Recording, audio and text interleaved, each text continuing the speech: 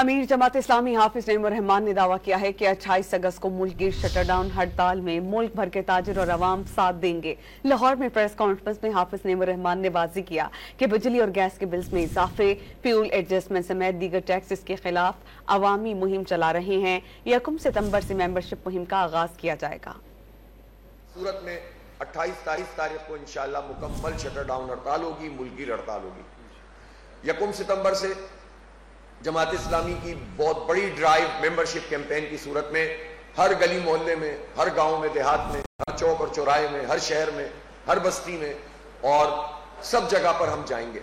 और ख़ास तौर पर पाकिस्तान में जो पोटेंशियल है वो यूथ का है, जिन्हें मायूस किया जा रहा है। इन नौजवानों को उम्मीद दिलाने के लिए और पाकिस्तान से वाबस्तगी को मजबूत करने के लिए और एक बेहतर पाकिस्तान के लिए और इस सारे जुल्म के निज़ाम के खात्मे के लिए, इस जबर के खात्मे के लिए जो पाकिस्तान के अवाम पर मुसल्लत है, हम एक ज़बरदस्त मोबिलाइजेशन की कैंपेन शुरू कर रहे हैं।